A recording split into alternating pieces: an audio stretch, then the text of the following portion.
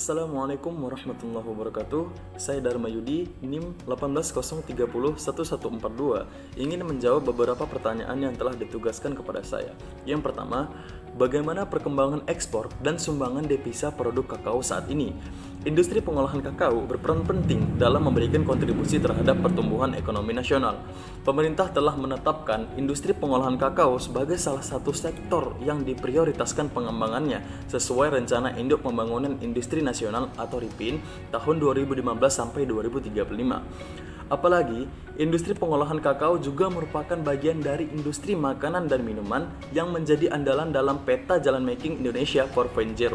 Sektor ini juga banyak melibatkan industri kecil dan menengah. Hal ini berdasarkan pernyataan Menteri Perindustrian Airlangga Hartarto pada acara peringatan Hari Kakao Indonesia. Menperin menegaskan, pengembangan hilirisasi industri pengolahan kakao nasional diarahkan untuk menghasilkan bubuk coklat atau kakao, lemak coklat atau kakao, makanan dan minuman dari coklat, suplemen, pangan fungsional berbasis kakao, serta kosmetik dan farmasi. Saat ini, Indonesia merupakan negara pengolah produk kakao olahan ketiga dunia setelah Belanda dan Pantai Gading. Sekarang, industri pengolahan kakao telah menghasilkan produk cocoa liquor, cocoa butter, cocoa cake, dan cocoa powder. Pada tahun 2018, produk-produk tersebut mayoritas 85% diekspor dengan menyumbangkan devisa hingga 1,13 US dollar, sedangkan produk kakao olahan yang dipasarkan di dalam negeri hanya sebesar 58.341 ton, hanya sekitar 15% saja. Sebagai salah satu negara produsen biji kakao, Indonesia telah mempunyai 20 perusahaan industri pengolahan kakao. Menurut data International Cocoa Organization, Indonesia menempati urutan ke-6 sebagai produsen biji kakao terbesar di dunia setelah Pantai Gading, Ghana, Ekuador, Nigeria, dan Kamerun dengan volume produksi mencapai 220.000 ton sepanjang tahun.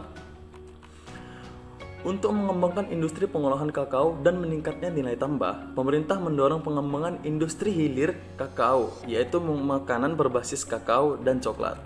Salah satu langkah yang dilakukan adalah mendorong promosi produk olahan kakao dan coklat guna meningkatkan konsumsi dalam negeri.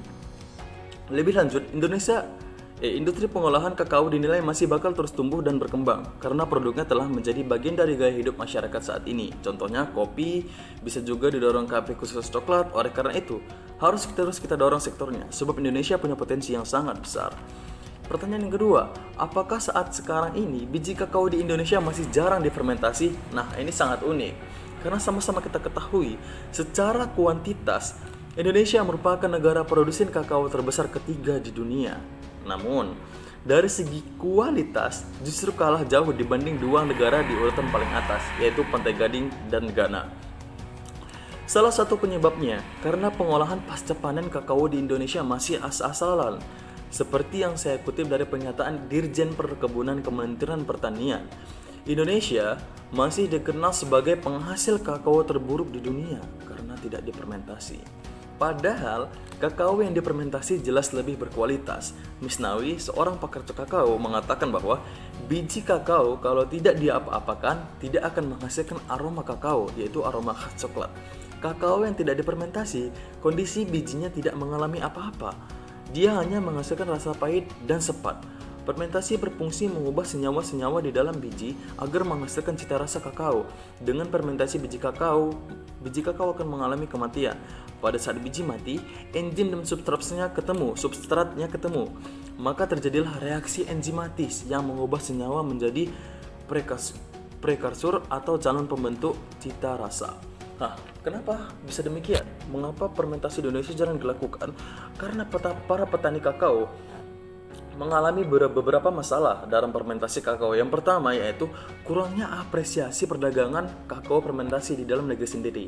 Yang kedua, lamanya proses fermentasi kakao dibandingkan ketika mereka panen langsung mereka jual. Nah, itu akan memakan waktu yang lebih singkat dibandingkan melakukan fermentasi. Sekian, terima kasih. Assalamualaikum warahmatullahi wabarakatuh.